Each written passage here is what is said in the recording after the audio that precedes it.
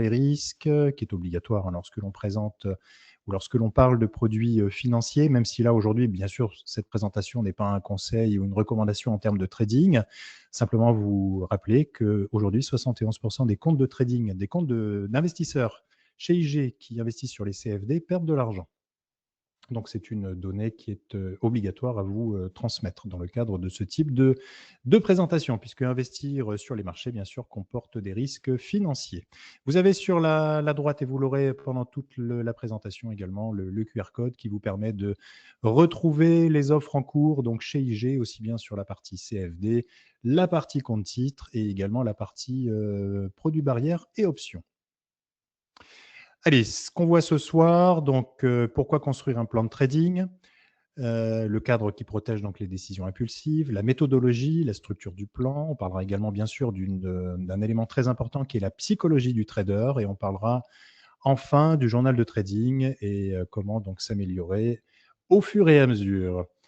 Je vais juste avant de démarrer, comme j'ai l'habitude de le faire assez régulièrement avec vous, c'est de vous publier un petit sondage rapide pour démarrer.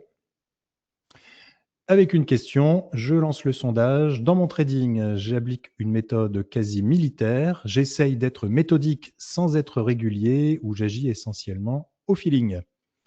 Donc allez-y, je vous laisse répondre pendant quelques instants.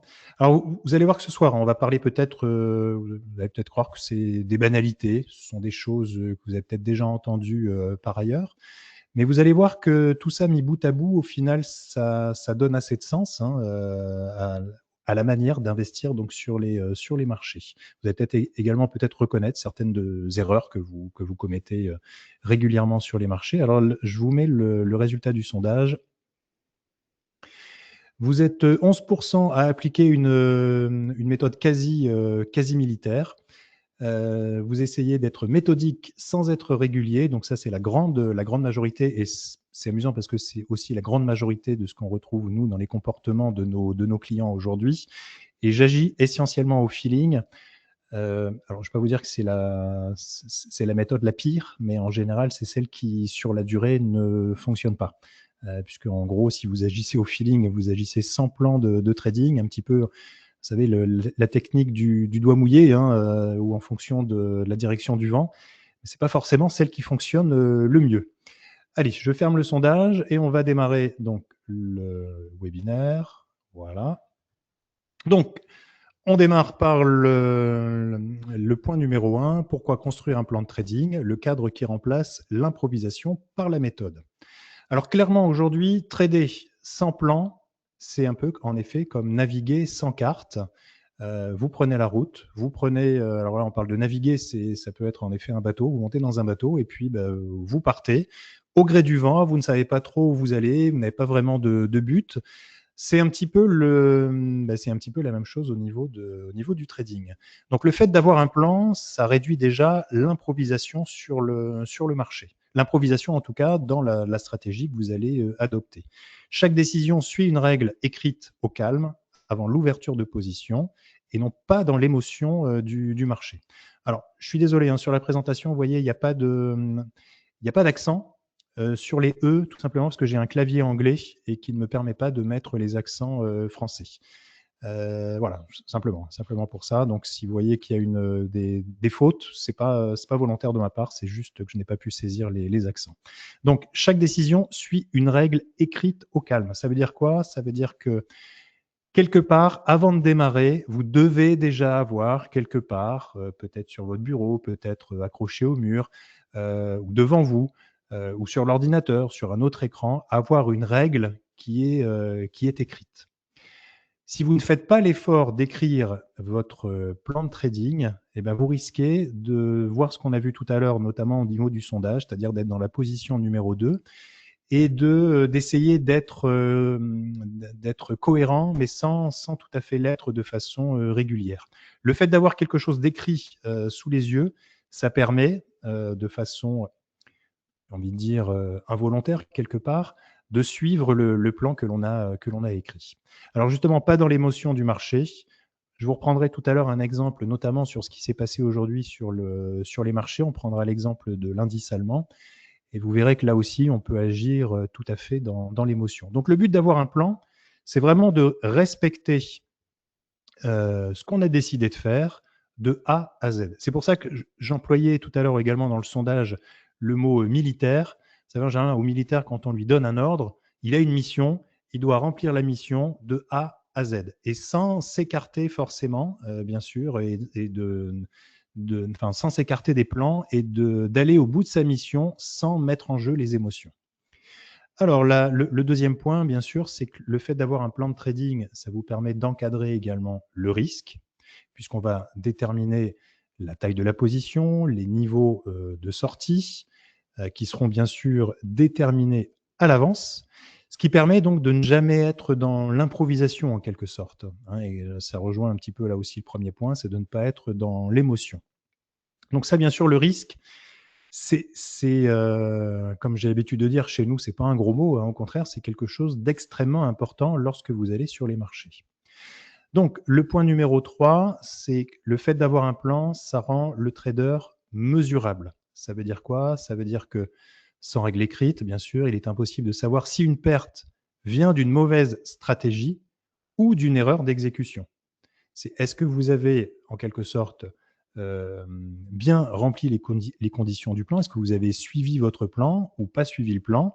Et ça vous permet d'étudier a posteriori si vous étiez dans les conditions. Alors, est-ce que c'est une erreur manifeste d'exécution ou est-ce que c'est, par exemple, lié justement à une émotion à un moment sur le marché, ce qui fait que vous avez fait une sortie de route et dérapé? Ou éventuellement, bien sûr, l'inverse, hein, que vous avez, bien sûr, adopté un comportement parfait et que votre trade était parfait. Qu'il soit gagnant ou qu'il soit perdant. L'essentiel étant je dirais, de coller au plan de trading. Alors, un trade, une règle, donc la cohérence des décisions. Donc, chaque prise de position doit pouvoir se justifier par une règle écrite sur un plan et pas par une intuition du moment. Donc là aussi, hein, vous voyez, c'est plutôt redondant, mais c'est important de le répéter, c'est que vous avez un plan de trading et la décision que vous allez prendre sur le marché, que ce soit aussi bien une position à l'achat, une position à la vente, elle est en quelque sorte régie par une règle que vous avez déterminée au préalable. Et pas juste dire, bah tiens, je sens que ça va monter hein, au pif comme ça, donc allez, j'achète. Hein. Une fois sur deux, de toute façon, ce genre de décision, ça vous amène à la catastrophe, ou en tout cas sur le long terme. Le risque défini, donc, le risque, on le définit bien sûr avant l'entrée en position, toujours, et pas pendant. Là aussi, tout à l'heure, je vous prendrai des exemples très concrets, ou même des choses que l'on voit, nous, dans le comportement de nos clients. Donc, le pourcentage de capital risqué par trade se fixe en amont. Hein, vous voyez, on va reparler bien sûr de la règle des 1% ou 2%, et ne jamais ajuster sous le coup de l'émotion en cours de position.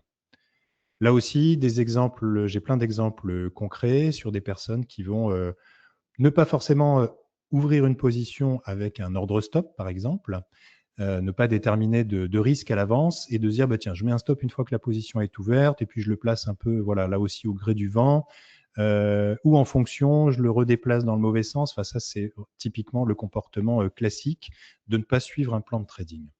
Et là aussi, le fait de bouger des stops une fois que la position est ouverte, enfin en tout cas de les bouger dans le mauvais sens, souvent, ça vous amène à la catastrophe. Alors, il y a une chose qui est souvent négligée par les traders, les investisseurs particuliers, c'est le fait de faire un journal de trading. Alors, là aussi, ça peut paraître un peu bateau de se dire, ouais, un journal de trading, ok, je sais ce que j'ai fait, mais quelque part, ça vous habitue à prendre les bonnes habitudes, si je peux me permettre, mais c'est voilà, de consigner quelque part toutes les opérations de la journée que vous avez réalisées et de vous dire, est-ce que, d'une part, j'ai respecté mon plan et d'autre part, ça vous permet de repérer les erreurs que vous avez réalisées. Donc, vous voyez ce que j'ai indiqué ici, un trader qui ne consigne pas ses trades répète ses erreurs sans pouvoir les identifier objectivement. C'est-à-dire que si vous faites une erreur aujourd'hui, vous refaites la même erreur demain et après-demain, et que vous ne l'avez pas identifiée au travers d'un journal de trading, et bien cette erreur, vous allez la répéter, répéter, répéter, jusqu'à épuisement en quelque sorte, et jusqu'à éclatement du compte. Alors, L'étape numéro 1, par rapport à tout ça, par rapport au plan de trading, c'est déjà de définir un petit peu ce que l'on a envie de faire sur le marché. Donc, avant toute stratégie, vous devez déjà vous poser la question. Pourquoi je trade? Pourquoi j'investis sur le marché? Est-ce que c'est pour avoir des revenus complémentaires? Est-ce que c'est pour apprendre les marchés et pouvoir voilà, m'améliorer? Est-ce que c'est dans le cadre d'une gestion patrimoniale? Ou est-ce que c'est dans le, je sais pas, vous avez peut-être d'autres objectifs? En réalité, cette réponse, comme ici on l'indique, elle oriente tout le reste. Puisque en fonction de ce que vous allez rechercher, vous allez sûrement aller sur différents marchés, hein, en fonction de votre niveau de connaissance également. Certains marchés seront adaptés et d'autres pas. Et après aussi, là aussi, quel est votre objectif en termes financiers? Aujourd'hui, quelqu'un qui me dit, voilà, moi, je souhaite aller sur les marchés et arrêter mon job, je vais vous dire, c'est la pire décision. C'est-à-dire que si à la base, vous n'avez pas justement une certaine expérience, adopté des règles, vécu, je dirais, des situations sur les marchés, c'est, comme je vous le disais, c'est la pire des choses à faire, hein. Arrêter son activité professionnelle pour se lancer à corps perdu dans le trading. Donc l'objectif, on dit SMART, donc objectif intelligent, hein, spécifique, mesurable, atteignable, réaliste et temporellement défini. Alors, vous voyez, toutes ces caractéristiques, elles arrivent ici souvent par ah oui, moi en bourse, je veux gagner vite et beaucoup. Bon, si vous partez dans cette optique, je peux vous garantir que là aussi, vous n'allez pas faire long feu. Le chemin, hein, le chemin de la réussite, alors il y en a qui utilisent le terme liberté financière. Alors moi, je déteste ce terme de liberté financière. C'est quand on parle de trading, en effet, c'est un moyen peut-être pour pouvoir gagner de l'argent de façon indépendante par rapport au travail classique. Mais attention, ça reste semé d'embûches. Donc là aussi, c'est une vraie question à se poser. Enfin, ce sont des questions à vraiment se poser dès le départ. Alors, comment faire un plan de trading pour les nouveaux titres? Exemple SpaceX, où il est mieux d'attendre le premier rapport financier. Alors là, je ne peux pas vous dire parce que là, on est plus dans le cadre d'un conseil de trading. Moi, je ne vais pas faire de conseil ce soir sur le trading ou sur des valeurs. Là, on va plutôt parler de choses concrètes dans votre manière donc d'appréhender les marchés et dans votre manière donc d'investir. Si on parle là de SpaceX, j'ai envie de dire là, c'est plutôt sur si vous n'avez que du SpaceX en portefeuille, ça reste quand même risqué. Il faut aussi savoir un petit peu diversifier. Bref, je reviens sur la présentation. Donc, on a vu, qu'est-ce qu'on recherche? On veut se faire un revenu complémentaire, on veut apprendre, on est plutôt dans le cadre d'une gestion patrimoniale. Ça veut dire, quand on parle de gestion patrimoniale, c'est aussi pas forcément mettre tous ses œufs dans le même panier, c'est avoir par exemple 20% de son épargne sur des produits risqués ou sur des produits de trading. Il faut aussi connaître l'horizon de temps disponible, c'est-à-dire quel va être mon style de trading. Est-ce que je vais plutôt faire ce qu'on appelle du trading en intraday, c'est-à-dire j'ouvre des positions pour les refermer avant la clôture du soir. Donc en intraday, ça peut être une position que vous allez garder peut-être uniquement que la matinée. Peut-être vous allez trader uniquement sur la session US de l'après-midi ou peut-être également du soir. Mais en tout cas, à 22 heures, vous n'avez plus de position. Quand on parle de swing ou de position, là, c'est plutôt sur une période un peu plus longue. Donc, c'est aujourd'hui prendre des positions sur 15 jours, 3 semaines, 1 mois, pourquoi pas, ou pourquoi pas même un peu plus longtemps.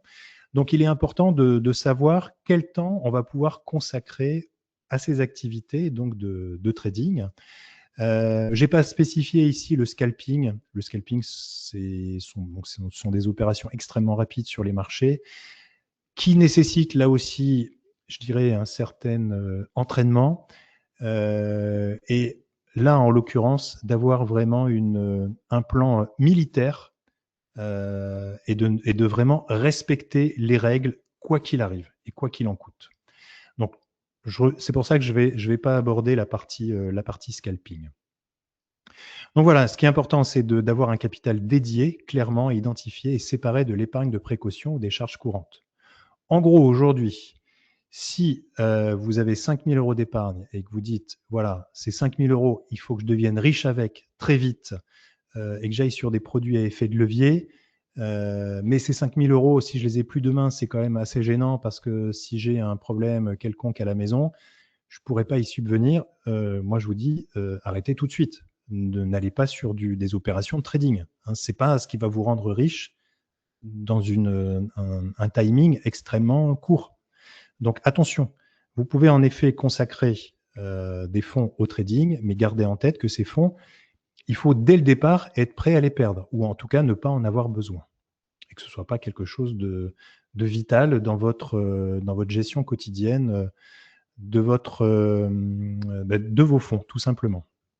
Alors, vous voyez, simplement ici à retenir, un objectif flou produit un plan flou. La vision se pose par écrit avant d'ouvrir la moindre position. Donc, ça reprend ce que l'on a dit précédemment. Donc, clairement, hein, si vous dites aujourd'hui, voilà, je vais ouvrir un compte de trading pour faire du trading, ok, pourquoi pas. Mais si vous n'avez pas de plan précis, bon, ça va peut-être marcher un petit peu au début, ou peut-être pas du tout d'ailleurs, hein, et vous allez très vite vous décourager parce que vous allez vous dire, ben, au final, je ne sais pas trop par où démarrer, par où commencer. Donc déjà, avant, posez-vous ces questions. Est-ce que c'est déjà adapté à ma manière je dirais, de vivre hein, quelque part, d'opérer sur les marchés? Est-ce que j'ai le temps? Est-ce que, voilà, enfin, on y vient justement, on va parler de l'étape suivante. La méthodologie, c'est bâtir la structure du plan, donc les marchés, les stratégies, les entrées, les sorties et la gestion du risque. Alors, choisir son marché et son instrument. Par défaut, alors c'est vrai qu'on a plusieurs catégories. La première, indices et actions. Donc les horaires de séance sont connus, la volatilité. Alors ici j'ai marqué, elle est plus lisible. C'est vrai. Il peut y avoir une volatilité qui est plus lisible, mais attention, quand on parle de volatilité, là aussi, ça peut dépendre de l'actualité, ça peut dépendre de l'économie, ça peut dépendre du moment, ça peut dépendre de la politique. Et on l'a vu encore récemment avec ce qui se passe avec l'Iran, les États-Unis, Israël. Vous voyez qu'il y a quand même des tensions sur les marchés, donc ce qui amène de la volatilité. Mais souvent, lorsque vous démarrez sur du trading, vous allez plutôt aller soit sur des actions, où on a en effet de la lisibilité, où on a un peu de volatilité, certes. Quand on regarde des actions aujourd'hui, notamment les actions technologiques, les actions liées à l'IA aujourd'hui, qui font en effet partie de l'actualité, c'est un marché, je ne vais pas dire porteur, mais en tout cas, c'est un marché qui permet d'avoir de bonnes opportunités sur le marché. Même si là, on a vu que depuis quelques jours, on se posait quand même des questions sur ces actions. Et à côté, vous avez également les indices. Les indices, voilà, ça cote tous les jours, ça permet de suivre un marché dans un pays en particulier. Donc, ça peut être le CAC 40, ça peut être le DAX sur l'Allemagne, ça peut être également du côté des États-Unis, les indices US. Donc, et ces indices, comme les actions d'ailleurs, hein, lorsque l'on est sur les CFD ou des produits à effet de levier, on peut les trader aussi bien à la hausse ou à la baisse, c'est-à-dire faire de l'achat pour anticiper la hausse du marché ou éventuellement anticiper une baisse du marché et ainsi aller ce qu'on appelle en short, c'est-à-dire en vente à découvert. Donc ça, c'est en général un bon élément. C'est aujourd'hui ce qui est entre guillemets le plus tradé par nos clients, donc la partie indice et la partie action. On va dire que c'est quelque chose d'assez mainstream. Le numéro 2, le Forex.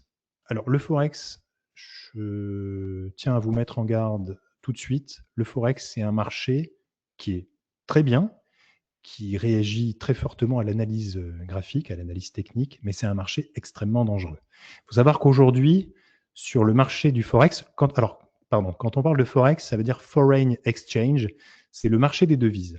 Donc c'est l'euro-dollar, par exemple, c'est le dollar yen, c'est le GBP USD, voilà, c'est le marché des devises, c'est le marché d'échange. C'est un marché qui est très intéressant au niveau technique, mais c'est un marché qui est d'une brutalité phénoménale. Donc, c'est un marché sur lequel vous pouvez perdre beaucoup d'argent très rapidement. C'est un marché, entre nous, qui n'est pas du tout fait pour les débutants. Quand je vois aujourd'hui, moi, sur les réseaux, sur Instagram, même sur TikTok aujourd'hui, des gens qui font la promotion du Forex au travers de, vous savez, de gens qui sont à Dubaï, qui sont dans des paradis fiscaux, qui vous disent que le Forex est génial, etc., et vous pouvez gagner beaucoup d'argent, j'ai envie de dire, fuyez. Le Forex, ça reste un marché difficile à trader. Alors, c'est pas parce qu'il est en deuxième position qu'il faut se jeter dessus, c'est juste ici par rapport à la liste que j'ai inscrit à l'écran. Mais voilà, Forex, sachez que grosso modo, 90% des particuliers qui vont sur ce marché, ils perdent de l'argent. Donc, méfiance. Alors, c'est vrai que la liquidité est élevée. On peut trader 24 heures sur 24 sur le Forex, puisque c'est un marché qui ne s'arrête jamais sauf le week-end. Mais attention.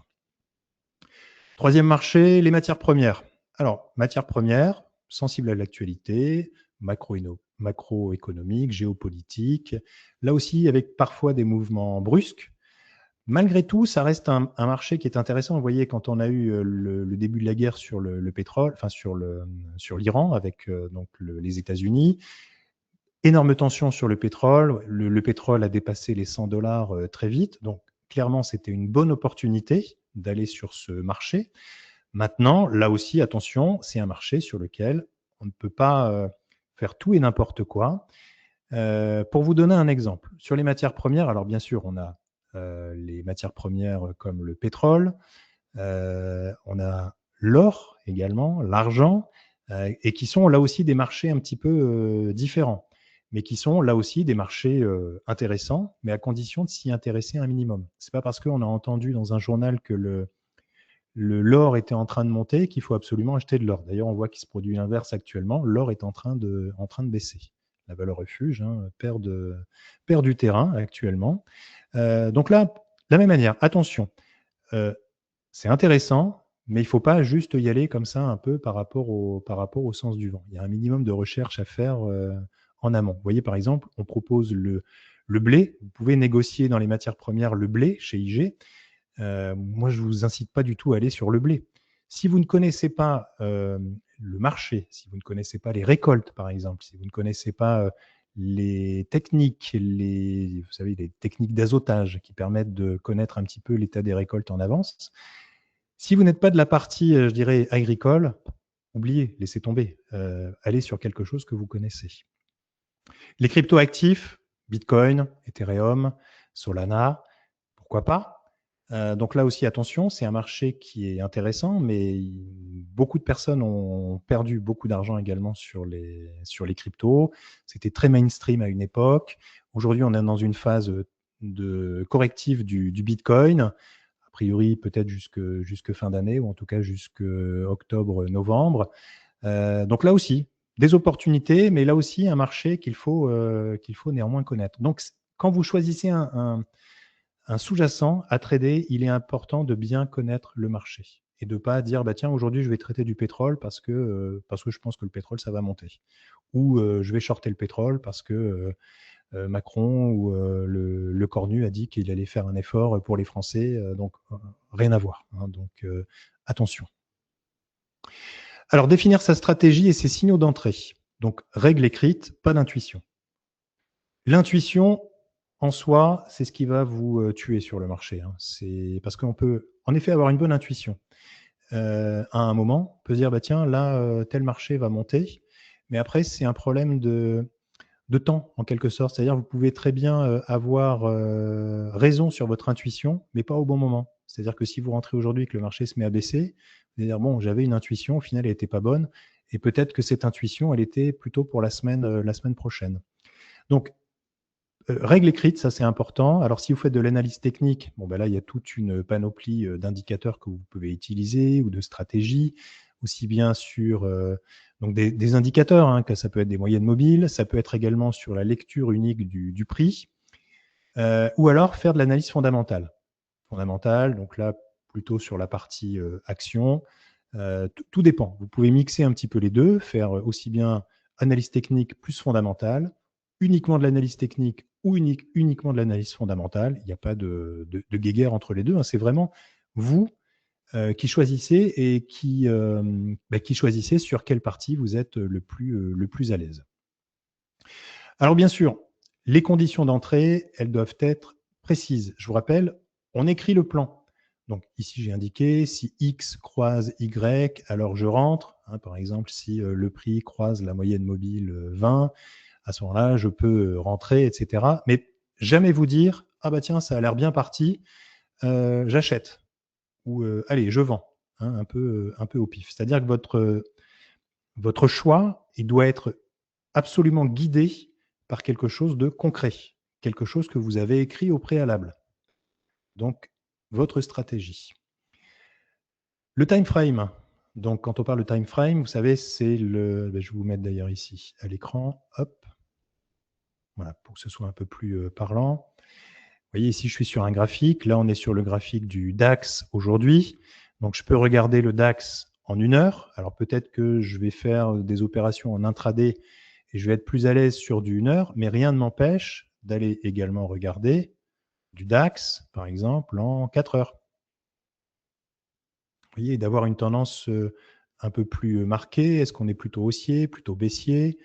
On va y regarder ici, par exemple, sur du journalier. Voilà. Et ainsi dézoomer, zoomer. Donc là, on voit qu'on était donc là, sur du journalier plutôt sur une tendance haussière. Mais après, bien sûr, en fonction de ce que vous faites, du style de trading que vous avez décidé, vous pouvez descendre au niveau des unités de temps. 1 heure ici. Alors, vous voyez, tout à l'heure, je vous parlais d'un signal. Un signal, ça peut être ça, par exemple, ici. Vous voyez, j'ai tracé. Alors, ici, c'est vraiment pour l'exemple. Hein. J'ai tracé, vous voyez, une sorte de résistance. Hein, vous savez, donc ici en bas, le support, au-dessus, la résistance. Aujourd'hui, cassure de cette résistance. Donc là, je peux éventuellement déclencher un ordre d'achat. Ça peut faire partie de mon plan écrit. Dès que je passe ici, je dépasse en clôture de bougie la structure, enfin en tout cas ici la résistance, je déclenche un achat. Bon, alors, je vous dis ça, ici, c'est juste sur quelque chose de très simpliste. En général, on va quand même creuser un petit peu plus. Allez, je reviens sur la présentation. On reviendra après hein, sur le graphique. Donc voilà, time frame de décision. Donc H1, H4, journalier. Ça peut être plus bas, bien sûr. Hein, ça peut être sur du 15 minutes, ça peut être sur du 5 minutes. Tout dépend du style de trading que vous avez. Donc, et bien sûr, être cohérent avec l'horizon de trading défini à l'étape 1. Vous vous souvenez, est-ce que je fais plutôt du day trading, plutôt du swing trading, ou pourquoi pas donc du scalping. Confirmation multisignaux plutôt qu'un seul indicateur isolé pour réduire les faux signaux. Vous voyez ce que je vous disais, hein, si je reprends mon graphique ici, voilà. Est-ce que c'est intelligent de rentrer ici sur un dépassement de résistance? On pourrait, pourquoi pas, y ajouter sur ce graphique. Voilà, un indicateur, on va y ajouter une moyenne mobile. Alors, je vous fais ça un peu au pif, hein, à la volée comme ça. Hein. Mais vous voyez ici, en effet, ce qu'on appelle une confluence, c'est-à-dire qu'on a deux indicateurs qui nous donnent une même direction, c'est-à-dire qu'ici, les cours se situent au-dessus de la moyenne mobile pardon. Donc là, on est sur une moyenne mobile 20. Voilà, on est au-dessus. Et en plus, ici, on a un dépassement. Donc, ce signal, ici, pourrait être notre feu vert, en quelque sorte, pour ouvrir la position. Hop, je reviens sur la présentation. Voilà, donc confirmation multisignaux plutôt qu'un seul indicateur isolé pour réduire les faux signaux. À l'inverse, trop d'indicateurs, c'est pas bon. C'est-à-dire que si vous mettez 5 indicateurs, ça va commencer à vous donner des signaux qui peuvent être parfois contraires. Donc il y en a certains qui vont vous dire d'acheter, d'autres qui vont vous dire ben non, il ne faut pas acheter au final. Donc je dirais alors quand je dis 5, 5 c'est vraiment grand max. Au-delà, ça ne sert plus à grand-chose au niveau de l'analyse graphique. Alors, les règles de sortie. Ben, les règles de sortie, elles sont tout aussi importantes sur votre position. On a vu donc, on a une règle d'entrée qui est précisée, qui est notée. Donc, on a alors, c'est notre stratégie, hein, la règle d'entrée. Mais dans la stratégie, on y inclut également le stop et le take profit, c'est-à-dire l'ordre stop et l'ordre limite pour sortir de la position. Donc le stop loss, c'est-à-dire le niveau de votre perte, il doit toujours être déterminé dès l'ouverture de la position. Donc le stop de protection, on le place au moment de l'ouverture et on ne le déplace jamais parce qu'ici, on dit jamais déplacer pour laisser respirer une position perdante. Combien de fois je vois des clients, alors regardez, je vais reprendre ici. Bon, là, on va imaginer que nous sommes rentrés ici au plus haut. Parce que je pense que le marché va continuer à monter. Pas de bol, le marché se met à baisser. On va dire que j'avais un stop, on va dire, bah tiens, juste ici, là, donc prêt à être déclenché. Attendez, je vais vous le mettre en grand. Hein. Voilà. Hop. Imaginons, nous sommes rentrés donc ici, en haut. Tiens, on va dessiner. Je vais aller. Pardon, c'est pas celui-là, c'est ici. Non. Voilà, sur le petit crayon. Voilà, on va dessiner. Je voulais dessiner une boîte. Voilà, ici, un rectangle. On va dire qu'on est rentré au plus haut et qu'on a mis un stop. Allez, un peu plus bas ici. Vous voyez, si je suis rentré ici, bon, bah, pas de bol. Hein, c'est le marché, il est en train de corriger. Et quand on parle d'un stop, alors en effet, je mets un stop ici sur ma position, mais surtout, ne jamais faire ce genre d'opération. C'est-à-dire dire, ah ok, bah, le marché, il est quasiment proche de mon stop. Bon, je pense que le marché est en train de respirer. Allez, je descends mon stop. L'inconvénient, c'est que le marché pourrait continuer à respirer encore très longtemps, voire même corriger. Et donc là, le piège, eh ben, c'est déjà d'une, de ne plus respecter son plan, et puis d'aggraver la perte potentielle. Et là, donc, ben, le plan ne sert plus à rien. Et c'est là justement où on a tendance parfois à ne pas être régulier dans les décisions qu'on a prises dès le départ. Donc attention, ne jamais bouger son stop, en tout cas dans le mauvais sens. Vous pouvez le réajuster dans le bon sens, c'est-à-dire suivre l'évolution des cours et ainsi rehausser le stop. Donc ça, c'est possible, bien sûr, de le faire. C'est tout à fait même recommandé. C'est ce qui vous permet, là aussi, pourquoi pas de ne pas sortir en perte. C'est-à-dire que vous rehaussez, toujours dans le bon sens. Et si le marché, à un moment, se retourne, et si vous étiez, pourquoi pas en plus-value, eh bien, ça vous permet de sauvegarder une partie de vos plus-values. Alors, je comprends que souvent, ça peut être frustrant de se dire, j'ai placé mon stop. Vous voyez, par exemple, si on était rentré comme ça, je vous le remets en plein écran de nouveau, voilà, pour plus de visibilité. Vous êtes rentré ici en haut, le marché descend et paf, on vient toucher au point près votre stop. Alors, je sais qu'il y en a qui vont nous dire, oui, vous allez chercher les stops, etc. Bon, chez IG, on ne va pas du tout chercher les stops, puisqu'on ne joue pas contre les clients. Donc, les stops, on va pas s'amuser à les chercher, puisque de toute façon, on a des clients qui sont aussi bien acheteurs ou vendeurs. Donc, ça veut dire que vous soyez d'un côté ou de l'autre, ça veut dire qu'on avantagerait plutôt les acheteurs ou les vendeurs. Donc, ça c'est une légende urbaine, en tout cas chez IG. Je sais que chez certains brokers non régulés, ça peut arriver, parce que les ordres sont un peu fictifs, en quelque sorte. Mais voilà, donc là, en effet, ce côté-là peut être un peu frustrant. Mais ce qu'il faut se dire, c'est qu'on est dans le plan, on a respecté le plan, c'est pas grave, on passe à autre chose. Le deuxième, c'est le take profit. Alors bien sûr, c'est important de, là aussi, déterminer des niveaux de gain. Donc, on définit son niveau de gain en fonction de ce qu'on appelle le risque-rendement et pas selon l'euphorie du moment. Alors aujourd'hui, d'ailleurs, ça pouvait être un petit peu piégeux en quelque sorte. Vous voyez, vous rentrez sur une position. Allez, on va dire, on rentre ici, voilà. On va mettre, alors je vais dessiner un deuxième bloc. Ou attendez, je vais faire différemment. Pour bien illustrer, voilà. On va faire un ordre d'achat. Je vais simuler un ordre d'achat sur la plateforme. Voilà, et je vais simuler un ordre d'achat. On va le mettre ici. Voilà. Donc, on va dire que je suis rentré ici. Hein. Vous ne tenez pas compte là pour l'instant de ce qui suit. Et on va dire, là, on a placé un stop, par exemple. Alors, on va mettre un contrat. Voilà.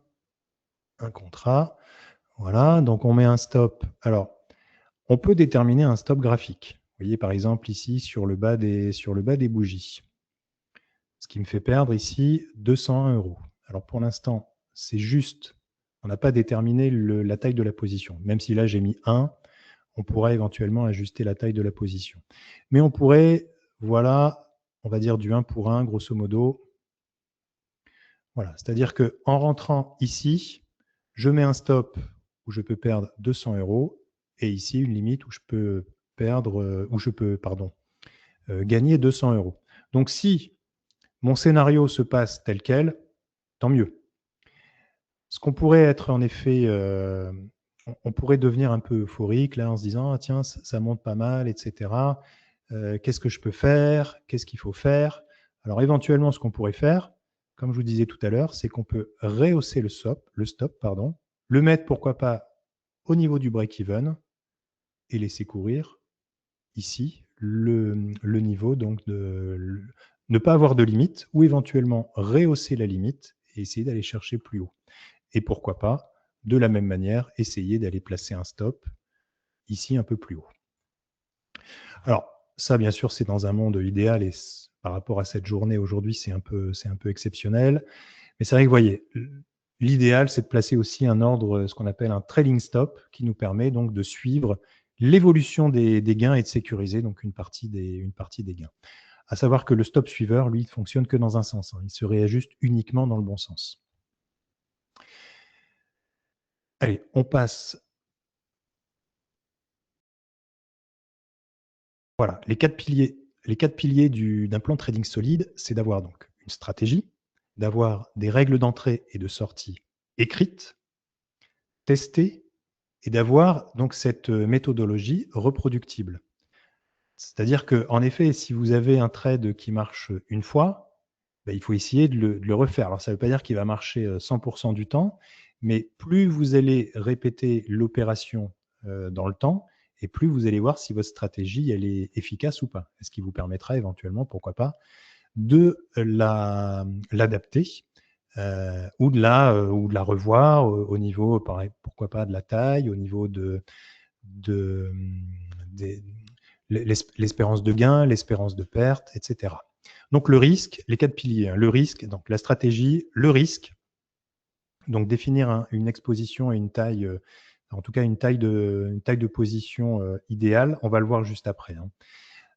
La discipline, donc c'est l'application stricte des règles sans exception émotionnelle. C'est-à-dire qu'en gros, il faut agir comme un robot. Il faut agir de sang-froid. C'est-à-dire une fois que l'ordre est passé, vous avez de toute façon un stop et une limite et vous laissez faire. Alors, je sais que c'est pas forcément facile à faire, c'est facile à dire, mais c'est pas forcément facile à faire. Et on va voir justement tout à l'heure les biais psychologiques.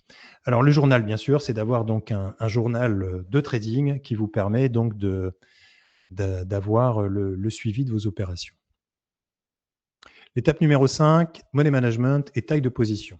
Donc, bien sûr, la première chose, c'est de protéger votre capital avant de le faire fructifier. Gardez en tête que votre capital, c'est votre outil de travail. Donc, si vous perdez 50% sur un trade, autant vous dire que vous allez quand même galérer hein, pour récupérer ces 50% perdus et de revenir juste à zéro. Donc, l'idée, c'est vraiment de perdre le minimum.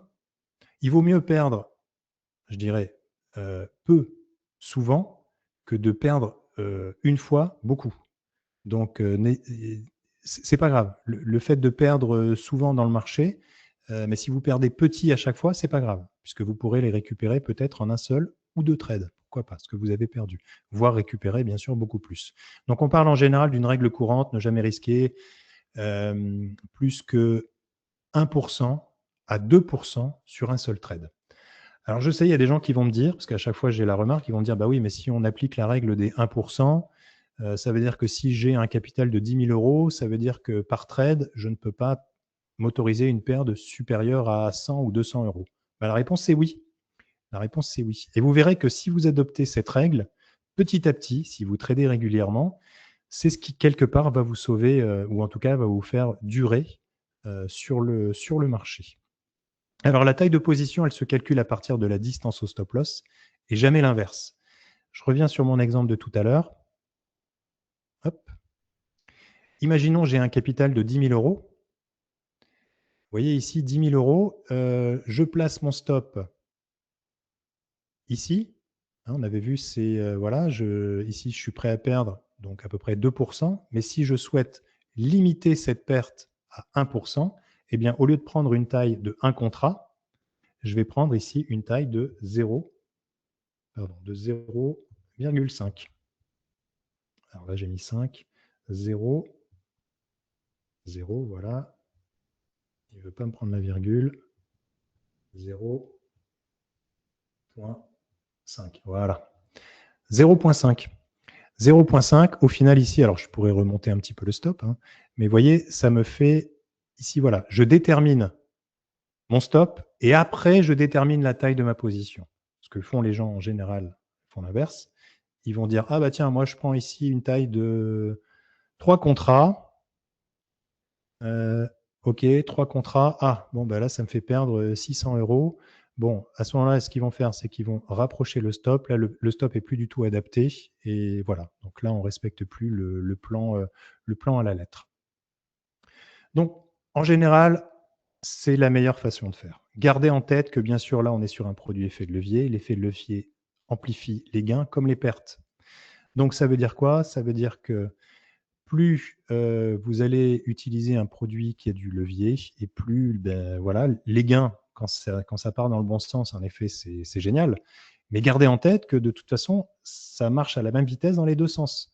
Donc, quand vous allez engendrer des pertes, les pertes vont être également cohérentes avec l'effet de levier. Enfin, en tout cas, ça va évoluer à la même vitesse. Fixer une limite de perte journalière ou hebdomadaire pour stopper toute série de trades émotionnels. Alors ça, c'est clairement ce qu'on appelle le revenge trade, le trade, le trade le revenge, la revanche, où on cherche à se refaire. Là, typiquement, on est plutôt dans le joueur de casino qui vient de perdre et qui se dit, ah, là, je suis sûr, je vais me refaire. Et puis au final, il ne se refait pas et il perd l'intégralité de son capital. Donc c'est bien de se fixer une limite, de se dire, voilà, si j'ai perdu peut-être 2% de mon capital, si j'ai fait 2 trades perdants, je m'arrête. J'arrête et je fais autre chose. Et de toute façon, les marchés sont là tous les jours. Donc je reviendrai demain pour une nouvelle série. Ce que je vous dis là, c'est important. Hein. C'est vraiment quelque chose de capital. Votre capital, justement, c'est votre outil de travail. Donc le ratio risque-rendement, la boussole du plan, donc un ratio 1 pour 2, c'est-à-dire que vous êtes prêt à en perdre 100 pour en gagner 200. C'est en général le risque, voilà, le ratio qui est pas mal. Après, ce n'est pas une règle obligatoire, puisque en fonction des marchés, peut-être qu'une fois un ratio de 1 pour 2, ça va, voilà, on va pouvoir le faire assez rapidement. Et peut-être que parfois non. Donc parfois aussi, en tout cas, ce qui est important, c'est de ne pas avoir un ratio inférieur, enfin d'avoir un ratio négatif. Je m'explique, c'est-à-dire d'accepter une perte, par exemple, de 200 euros pour en gagner que 100. Là, vous avez un ratio risque-reward qui est négatif. Et justement, là, c'est ce qui pourrait engendrer des pertes importantes. Donc avec un ratio favorable, un taux de réussite inférieur à 50% peut rester rentable sur la durée. Le ratio se fixe avant l'entrée en plaçant stop loss et take profit selon la structure du marché et pas selon l'espoir. Je reviens sur mon exemple ici sur le graphique. Ce qui est bien avec la plateforme IG, c'est que vous avez le ratio risque-rendement qui est calculé automatiquement.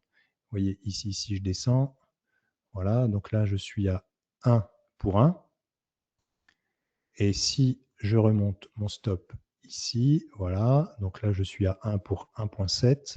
Si je veux du 1.2, voilà, ici, en plaçant ma limite, ici, enfin mon stop ici et ma limite ici, j'ai un ratio risque-rendement de 1 pour 2. Donc, vous voyez ici, alors là, j'ai 3 contrats, mais si je remets par exemple 0.5,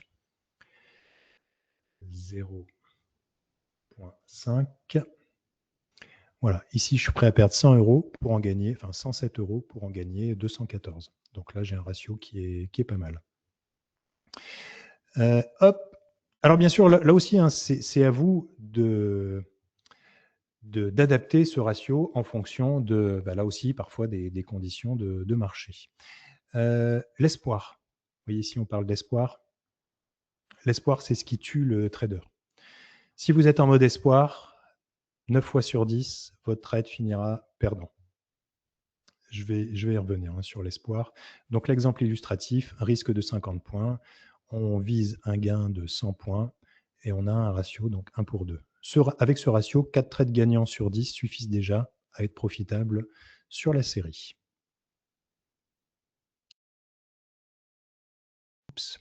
La psychologie du trader. Alors d'ailleurs, je vais vous mettre un petit truc intéressant, vous allez voir après à l'écran, amusant même. Je vous demanderai de répondre dans le chat. Je vais vous faire bosser un petit peu.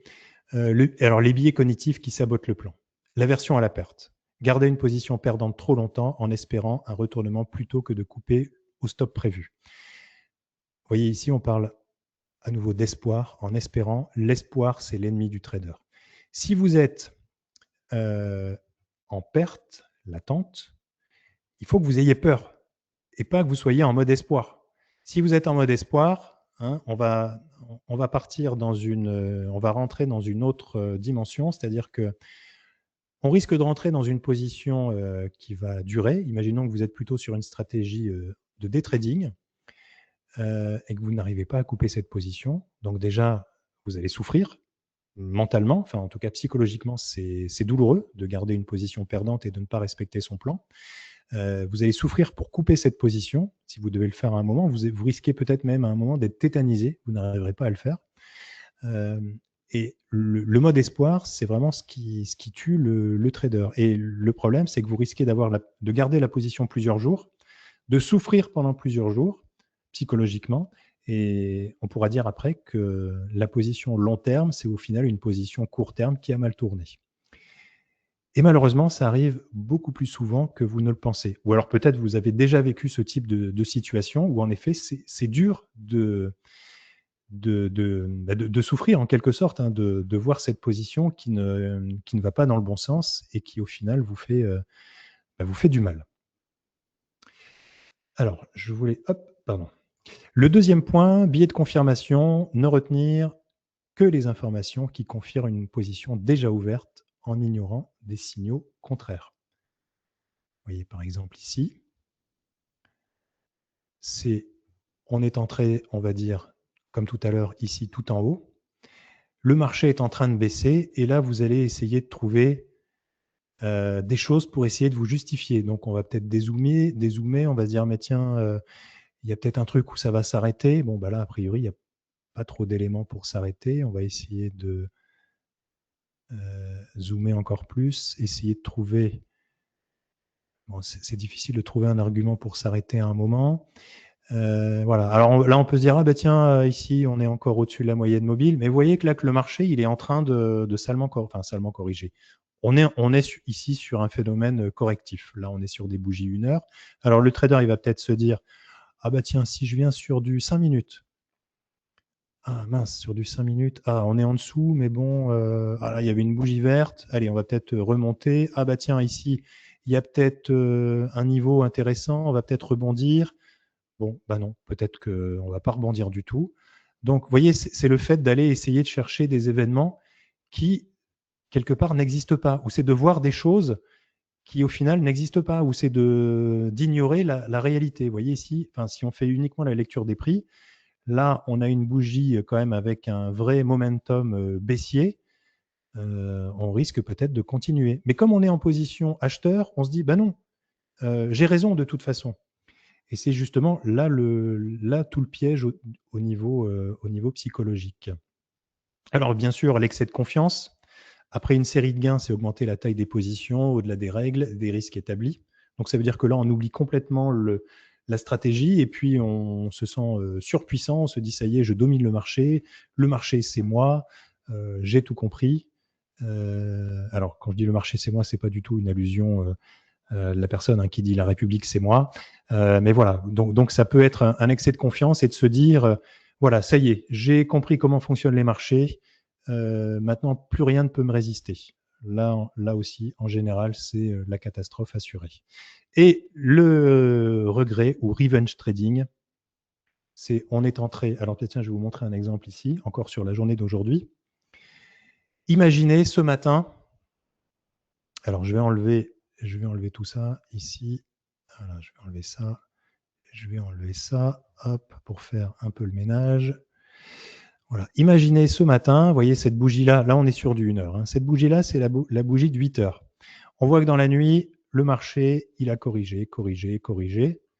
Et volontairement, je suis allé chercher ici ce qu'on pourrait considérer comme un overlap, c'est-à-dire, vous voyez, quelque chose qui correspond plus ou moins hein, à une résistance, pardon, à un support dans le marché. Vous voyez, quand je parle d'overlap, c'est-à-dire qu'à un moment ici, on vient corriger, on repart dans l'autre sens. Mais à l'inverse, vous voyez, quand on vient ici, hop, on rebondit. Là aussi, on est venu rebondir plusieurs fois. C'est-à-dire que l'overlap, c'est une ligne hein, qui sert de support et de résistance. Mais ce matin, à 8 heures, avant l'ouverture, je me dis, tiens, le marché ici, il va baisser. Et je me dis, il va baisser parce que la nuit, déjà, il a corrigé sur la séance asiatique. Et je me dis, bah là, à 9 heures, c'est sûr, on va aller chercher ici le support. Bon, pas de bol, à 9 heures, ça monte. Moi, je suis rentré ici en short. Et puis, bah, à un moment donné, je finis par couper ma position. J'arrive ici, je me dis, ah non, mais là, c'est sûr, on va repartir à la baisse. Donc, ici, sur le niveau de résistance, je place un ordre short pour essayer d'aller chercher de nouveau ici ce support, perdu à nouveau. Et puis après, ben, ça va être la course. On va toujours garder ce biais baissier et de se dire de toute façon, c'est moi qui ai raison. Donc, de la même manière, vous pouvez rentrer ici en vous disant, bon, bah, cette fois-ci, ça y est, ça va baisser. Vous allez chercher, pourquoi pas, peut-être des niveaux en vous disant, tiens, ici, on s'était arrêté un moment sur le marché. Donc, le marché a une mémoire, c'est sûr, ça va rebaisser ici. Bingo. Enfin, bingo, plutôt l'inverse. Hein, ça part dans le mauvais sens et on se plante à nouveau. Donc, attention. Attention au revenge trading. Allez, je vous fais travailler juste un instant. On va parler du biais de confirmation. Et je vais vous présenter une image à l'écran et vous allez me dire combien, vous allez essayer de trouver combien d'objets bleus on a sur la table. Attention, je vous mets l'image.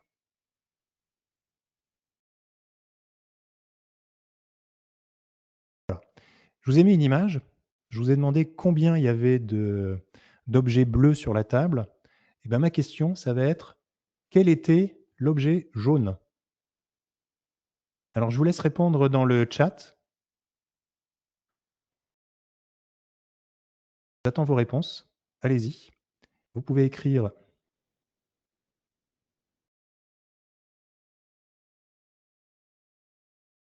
priori, personne ne veut répondre.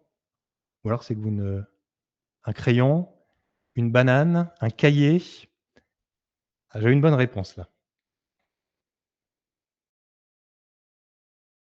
Un stylo, aucune idée. Alors, vous voyez, on a joué sur le biais de confirmation. C'est-à-dire que je vous ai, quelque part, je vous ai un peu conditionné mentalement, mais c'est un peu la même chose quand on est sur un graphique. Je vous remets l'image. Vous voyez, ici, on avait le ballon.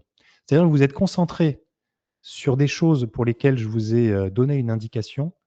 Alors, il y avait une bonne réponse. Hein. C'est Julien qui a donné la bonne réponse, qui a bien répondu, qui nous a dit une balle. Donc, bravo Julien pour votre perspicacité et votre sens de l'observation. Mais voyez ici, vous êtes concentré uniquement sur ce qui était en bleu. Et vous avez pas du tout vu la balle qui était ici en jaune. Et pourtant, elle est bien jaune, puisque la couleur dénote. Vous voyez, elle n'est pas bleue, elle n'est pas rouge non plus, elle n'est pas noire, elle est jaune. Et en effet, vous ne l'avez pas vu. Mais en effet, oui, c'est vrai que le ballon n'est pas sur la table. Mais justement, je l'ai fait exprès. Je vous ai dit, cherchez des objets sur la table. Et vous n'avez pas regardé ce qui était autour. Donc, vous avez omis de regarder ce qu'il y avait autour, et c'est un petit peu la même chose quand on est justement sur un graphique. On va aller voir des choses qu'on a envie de voir, mais on ne va pas forcément tout voir. Alors, au niveau de... Oui, Julien disait le billet de confirmation fonctionne car j'ai justement regardé autour car je ne m'attendais pas à ce type de test.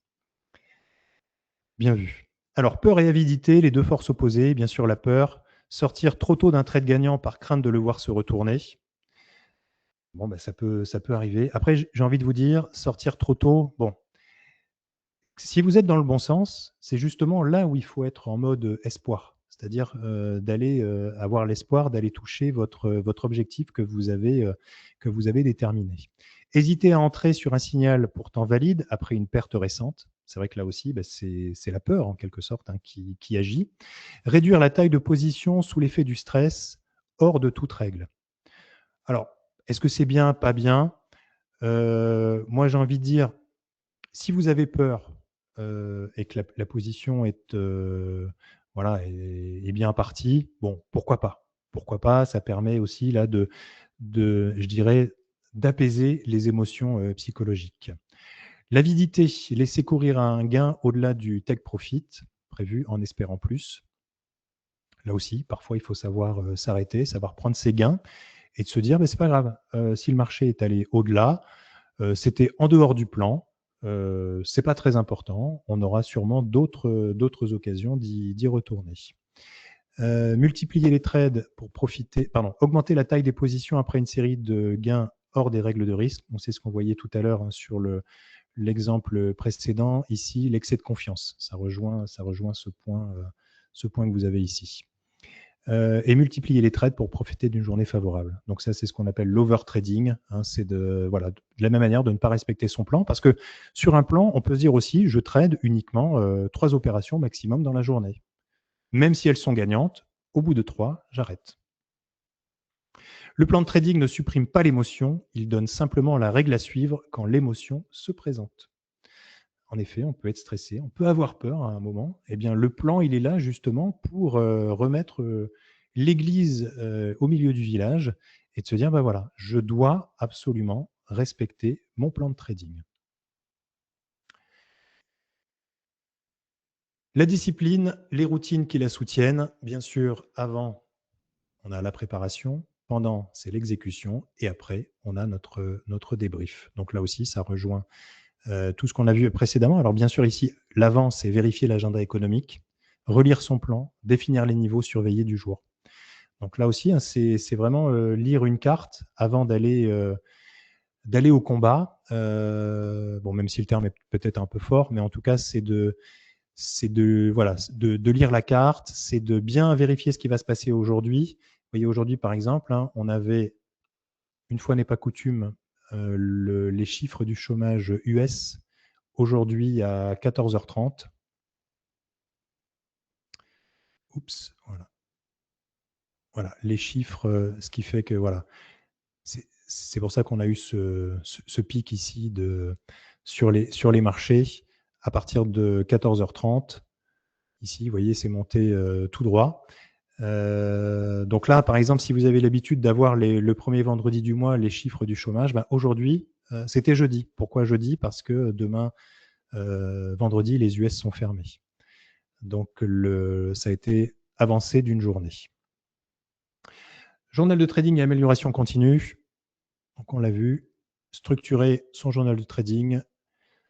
Ce que chaque ligne doit contenir, l'instrument, la date, le sens, la position, la taille utilisée, le motif d'entrée précis, quel signal du plan déclencher le trade, niveau de stop loss et take profit fixe au moment où est l'ouverture, résultat final et respect ou non des règles, l'élément clé indépendant du gain ou de la perte, état émotionnel au moment du trade, calme, stress, impatience. Ça peut paraître bateau, mais au final, c'est hyper important parce que chaque situation est différente. À un moment, vous pouvez être en effet extrêmement zen, à un autre moment extrêmement stressé. Vous pouvez être aussi un moment, pourquoi pas, dans le revenge trading. Donc tout ça, c'est important de le noter et voilà, de le mettre quelque part et de pouvoir le revoir plus tard.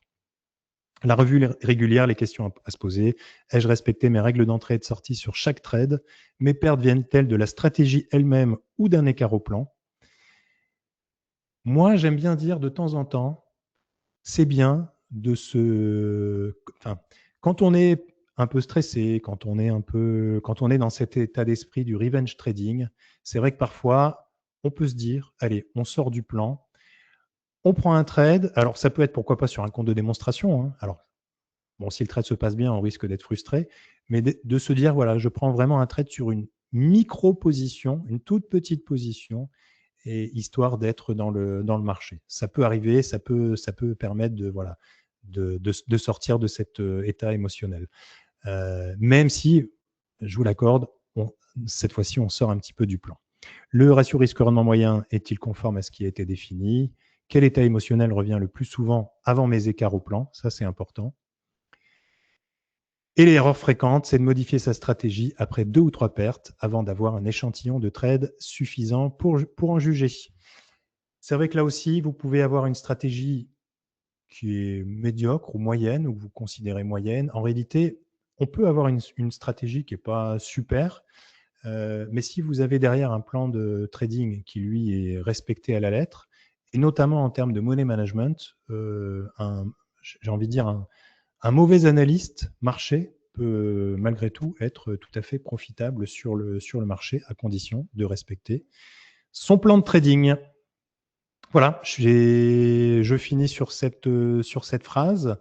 Je regarde du côté du chat si vous avez des questions ou des remarques. OK. Eh bien, écoutez, on va s'arrêter là pour ce soir. En tout cas, je vous remercie de votre participation. Alors, je regarde. Hop. J'espère que ça vous a apporté ou ça a apporté quelques bribes en plus, hein, parce que le trading, c'est pas quelque chose de facile. C'est pas non plus ultra difficile, mais c'est souvent aussi une histoire de plan, une histoire de psychologie qui est très importante et qu'on a souvent tendance à négliger lorsque l'on intervient sur les marchés. Je vous rappelle que ce webinaire, hein, si vous l'avez loupé du début, il sera disponible demain. Demain sur la chaîne YouTube d'IG, donc vous pourrez le revoir, le replay sera disponible. Et moi, je vous donne rendez-vous la semaine prochaine, normalement mercredi prochain, où j'animerai un webinaire avec Marc Daguerre. Vous savez, si vous avez l'habitude de participer au webinaire, Marc est souvent un invité récurrent. Et on parlera de comment monter un portefeuille entre portefeuille côté investissement, donc plutôt sur la partie compte titre, tout en mixant cela avec des stratégies sur des produits dérivés pour couvrir les portefeuilles. Voilà, et bien écoutez, je vous souhaite une excellente soirée. Je vous dis à très bientôt et soyez prudents, bien sûr, comme d'habitude, sur les marchés. À très bientôt. Au revoir.